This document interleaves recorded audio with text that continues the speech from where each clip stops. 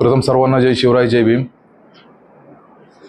पत्रकार परिषद घेण्याचं कारण एवढंच आहे की प्रशासनाला, पोलीस प्रशासनाला जाग आली पाहिजे। मी स्वतः Praveen Abnave, Republican Party of India, Athawale गट, व्यापारी आघाडी, पुणे जिल्हा अध्यक्ष। संबंधित व्यक्ती हे श्रीहरी गंगवणेत। हे 2 वर्षापासून ते एका बिल्डरनी त्यांना फसवले। त्या फसवण्याची तक्रार हे 2 ते 3 पोलीस स्टेशनला देऊन सुद्धा स्थानिक पोलीस स्टेशन कसल्याही प्रकारचं आउटपुट किंवा त्या आरोपीला अटक करत नाहीयेत। बोलायचा उद्देश एवढाच की शासनाने संबंधित आरोपीला अटक केली पाहिजे, त्याच्यावर कारवाई केली पाहिजे। ह्या श्रीहरी गंगवणेंना 5 लाख रुपयाला संबंधित बिल्डरनी फसवले। मैत्रीमध्ये व्यवहार झालता की 7 लाख द्या, 5 लाख द्या, तुम्हाला मी 30 लाखाचा फ्लॅट हा 20 लाखामध्ये देतोय, तुम्हाला कमीत कमी डाऊन पेमेंट 5 लाख रुपये भरावं लागेल। आणि ते 5 लाख रुपये जो एक्सपायर झालेला आहे व्यक्ती, मुस्लिम समुदायाचा आहे, त्याच्या नावावर त्यांनी ट्रान्सफर केलेले 5 लाख रुपयाची अमाऊंट, आणि त्यानंतर ती अमाऊंट स्वतः त्यांनी काढलेली आहे। तर ह्या पूर्ण संबंधित व्यवहाराचा पूर्ण डिटेल्स पण स्वतः फर्यादीकडे आहे। ही पूर्ण डिटेल्स पोलीस स्टेशनला देऊन सुद्धा स्थानिक पोलीस स्टेशन कसल्याही प्रकारच्या आरोपीला अटक करत नाहीयेत। मुंडवा पोलीस स्टेशन स्वतः कमिशनर CPO साहेबांसमोर पण हे प्रकरण गेलेलं आहे। मुंडवा पोलीस स्टेशन आहे, वानवडी पोलीस स्टेशन आहे, तरी सुद्धा कसल्याच प्रकारची तक्रार दाखल करून सुद्धा आरोपीला अटक करण्यात येत नाही। किती दिवसापूर्वीची केस आहे ही? 2 वर्षापासूनची। 2 वर्षापासून तुम्ही 5 लाख रुपये त्यांना दिले होते? 5 लाख रुपये संबंधित फर्यादीने त्यांना दिलते, बिल्डरला दिलते, तो चौधरी नावाचा बिल्डर आहे, त्याला दिलते। त्याचा पुरावा काय म्हणजे त्याचे स्टेटमेंट आहे, पूर्ण बँकेचं स्टेटमेंट आहे, ते स्टेटमेंट पूर्ण कोणाच्या नावावर दिलते ते पैसे? कोणाच्या नावावर?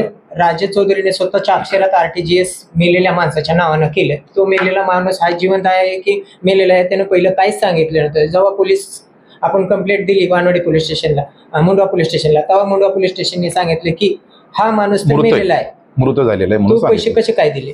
तर माझ्या समोर त्याने राजे चौधरीने हा माणूस कधी आणलाच नाही, आणि मला डुप्लिकेट खरेदी खत पेपर्स बनवून मला तू रजिस्टर ऑफिसला जा, रजिस्टर ऑफिसला मी रजिस्ट्री भरतो आणि तुझ्या आईला आणि त्या जागा मालकाला घेऊन येतो। अख्खा दिवस मी रजिस्टर ऑफिसला लोणी काळभोर येथे बसलो, पण तो आलाच नाही। दुसऱ्या दिवशी मला फोन केला की त्यानं सगळे सस्पेंड झालेले आहेत, आता ब्लॅकनं कुठलंही खरेदी खत होणार नाही, ब्लॅकनं झालं तर आपण बघू, नाही तर तुझं लोन कॅन्सल, आता लोन तर तुझं झालेलं आहे, चेक येऊन पडलेला आहे। 14,40,985 रुपयाचा चेक आधार फायनान्सचा मंजूर झालेला होता त्या घरावर, पण तो त्या मृत व्यक्तीच्या अकाउंट मध्ये पैसे अजून आहेत का? कोणी काढून तुम्हाला काय माहिती मिळाली? 5 लाख त्या मयत माणसाच्या अकाउंटला दिलेले आहेत स्वतःनं राजे चौधरीने।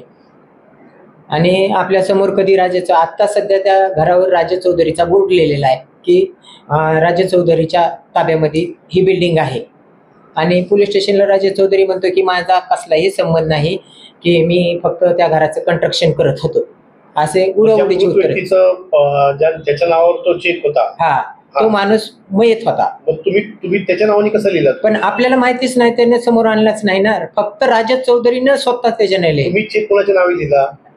तो चेक राजे चौधरीनं मयत माणसाच्या नावावर लिहिला।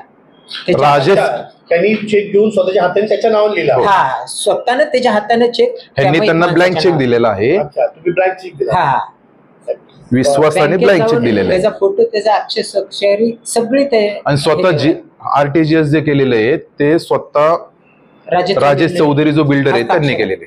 मागणी काय? मागणी एवढीच आहे की शासनाने, पोलीस प्रशासनाने यांना न्याय द्यावा।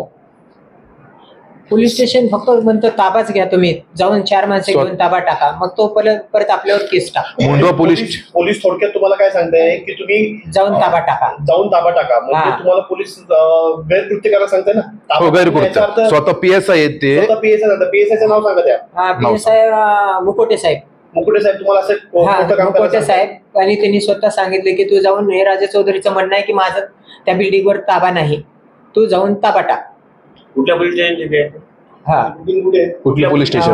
हे भरोबानाला पोलीस चौकी, म्हणजे Wanwadi police station. Wanwadi police station, right. अच्छा, पण तुमची मागणी काय?